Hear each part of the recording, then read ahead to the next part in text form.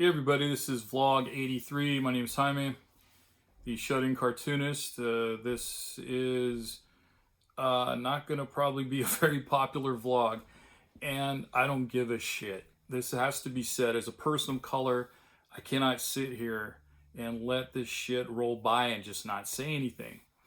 And quickly just say I started this vlog because of the pandemic, the coronavirus, and us being all shut in. And I just wanted it as a distraction. And it's exactly what it's been for me. It's been a pleasant distraction. And some of you, I hope, were enjoying it as well. You know, just come along for the ride. But today, even if I wasn't a person of color, I'd still have to say this.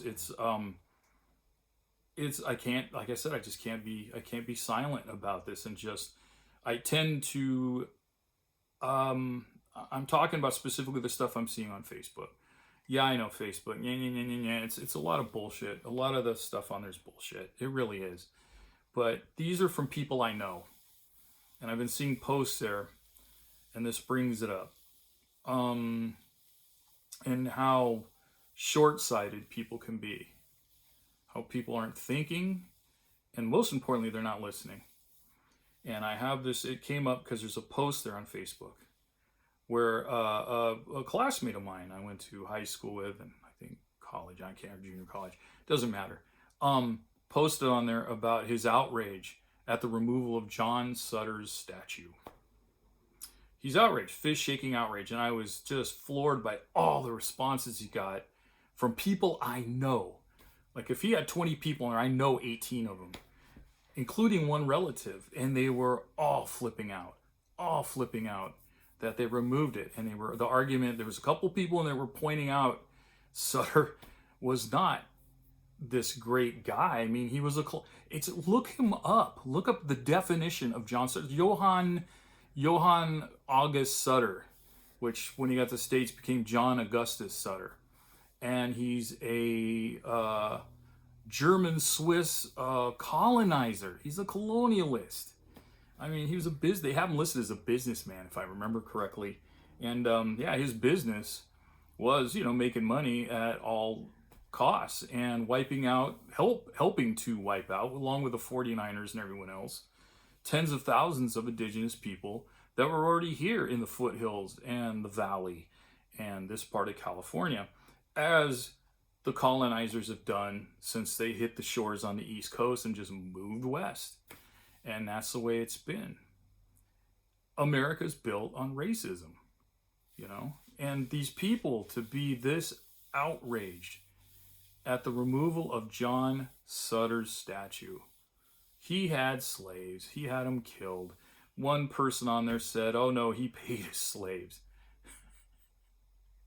Paid his slaves, underlined slaves. Wow, man. The mainstream, the white folks, I'm just going to use that flat out. White folks are not listening.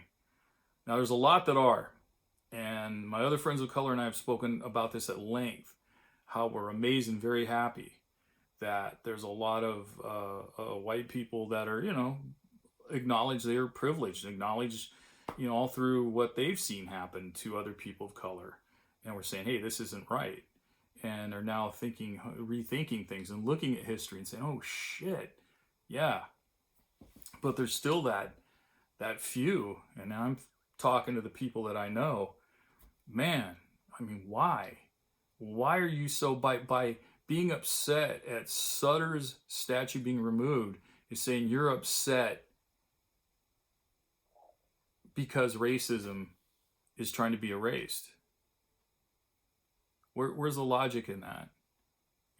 I mean, just like trying to keep the names of Fort Bragg and Fort Hood. I mean, they weren't even Americans. They were Confederates. I don't get it. And I do understand that there's a lot of white folks out there. There's fear. There's ignorance. There's hatred. There's guilt. There's unawareness. There's entitlement. The stories. I have stories. As an indigenous person, I have stories, man. I can tell you that happen modern day to me quite often. Still. I was an old guy now, too. I'm an old guy. So now I get to deal with ageism, too. That's something, it's a whole nother subject. We're talking about race. I wish you guys had this much, half as much as this enthusiasm when George Floyd was killed. When those kids being kept down in cages down in Texas, the immigrant kids. Where was the outrage then? You know? I don't get it. You know? I mean, think about this country. Think about it. Really think about it. How did this stuff happen? How did we get to the point we are today? You know?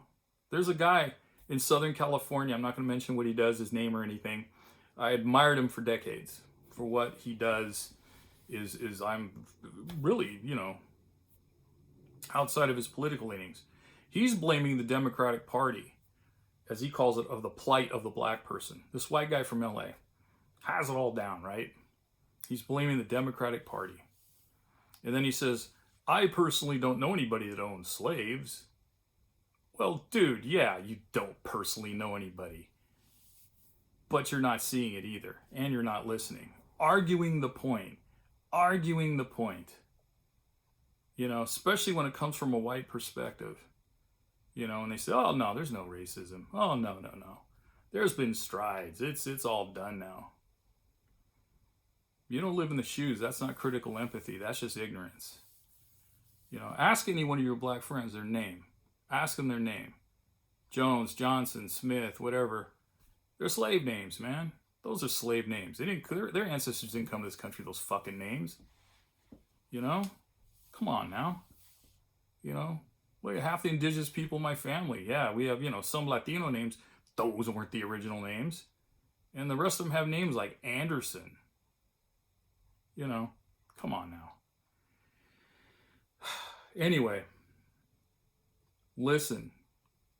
Use your ears. Listen. Use some critical empathy. You know, instead of typing in all caps, you know, the outrage of taking John Sutter's stupid fucking statue down. John Sutter, a colonialist. Look up Manifest Destiny. You know, that's how this country was built in the form we know it today.